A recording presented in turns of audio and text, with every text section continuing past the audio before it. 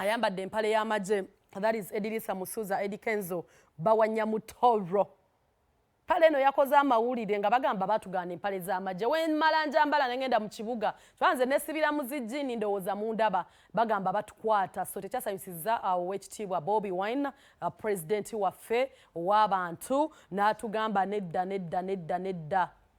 Chali wange Bobi yanga bamusiba lw'ebyo bintu ebyo. Lwaki abamu temubakwatako? Abayimbi abajja ku concert singa bambadde bo kye mugamba bali exceptional.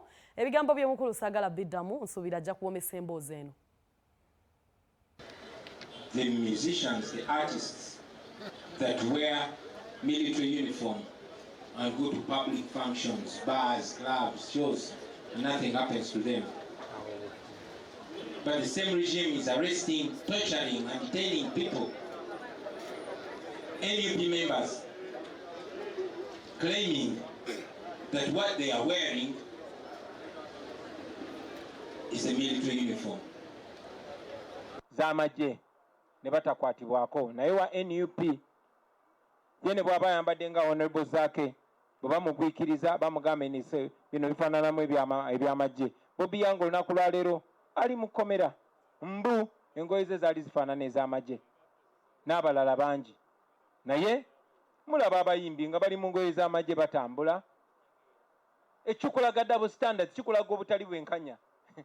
Ekyewuunyisa nti bannaffe abayimbi abandi badde abasomesa b'eggwanga ate bo tebalaba butali bwenkanya obwo. No, tebabulaba, tebalaba butali bwenkanya, naye mbakakasa one day obutali bwenkanya obwo bajja bulaba. Ekisemberayo ddala basebo ne bannyabo.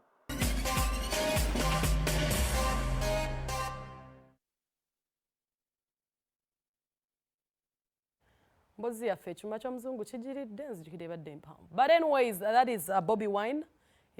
Si musanyufu n'akamu ddala. Si musanyufu obutali bwenkanya tabwagadde lwa nsonga Empale eno tebagiyogeddeko kintu kyonna. Tugamba tamayimbo yo presidential advisor ayinza obba yakola training y'Amagye.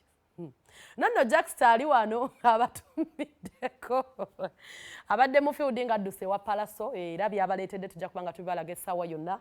Leero ndowooza ye producer wange bwandabako bwangamba Tash sembera wano. So ebyo bigenda okutambula. Nyogera kubanga ate mbajjukiza teweerabira ekimere 24/7 kyali wajja